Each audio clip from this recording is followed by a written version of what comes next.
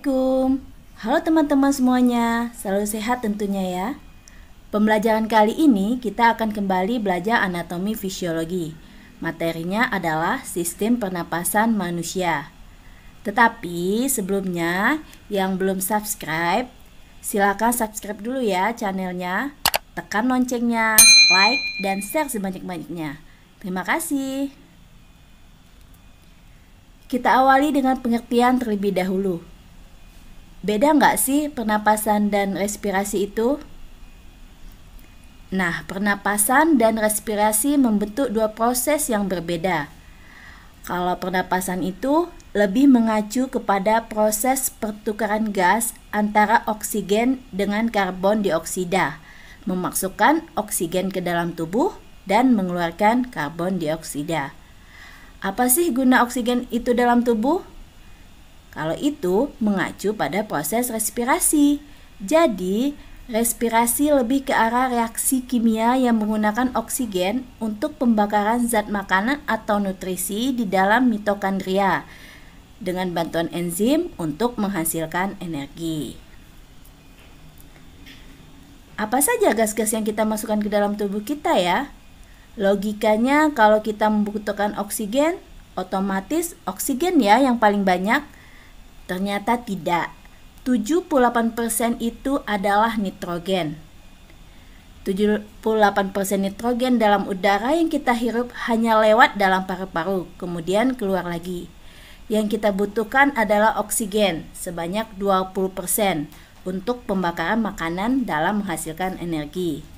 Sisanya 2% bisa karbon dioksida, helium, dan gas-gas lainnya yang banyak terdapat dalam udara, tapi ini adalah dianggap tidak terlalu penting.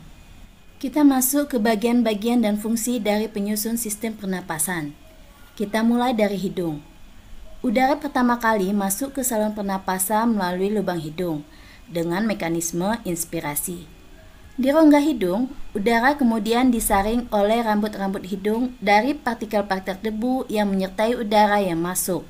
Selain itu, udara juga dihangatkan dan dilembabkan agar sesuai dengan suhu tubuh.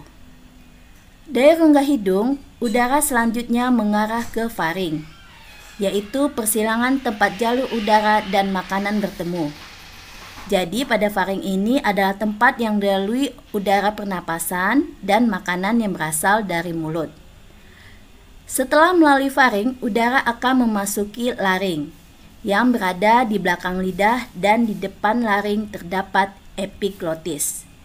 Epiglotis berfungsi mengatur masuknya udara dan makanan ke salurannya masing-masing. Ketika makanan ditelan, laring bergerak ke atas dan mendorong epiglotis sehingga menutupi glotis. Glotis ini adalah bukaan trakea atau tenggorokan. Hal ini memungkinkan makanan menuruni esofagus menuju lambung. Ketika makanan turun menuju lambung, glotis terbuka sehingga memungkinkan udara pernapasan masuk ke laring yang merupakan bagian atas dari saluran pernapasan. Di laring juga terdapat kotak suara. Dari laring, udara masuk ke dalam trakea.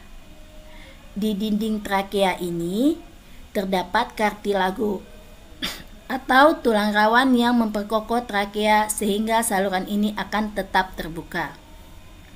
Selain itu, terdapat epitelium yang melapisi trakea hingga bronkus.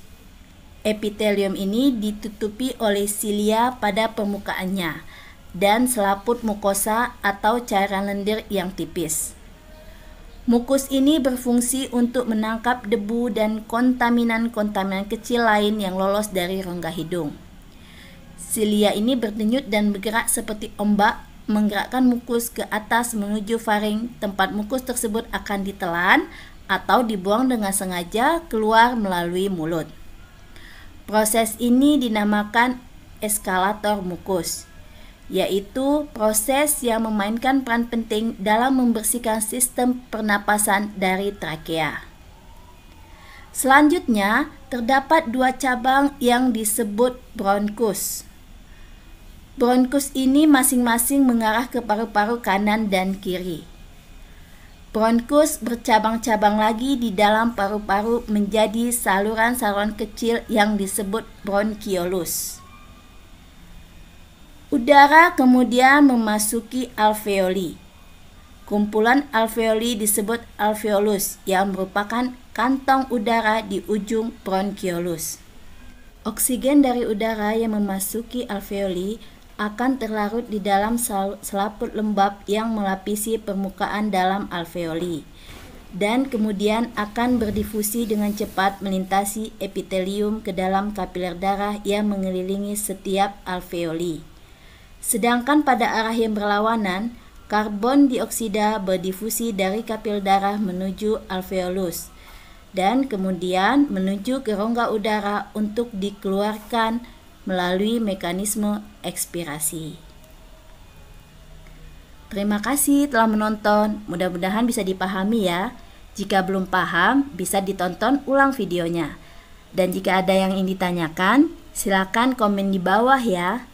Jangan lupa tonton juga video anatomi fisiologi sistem pernapasan part 2. Assalamualaikum.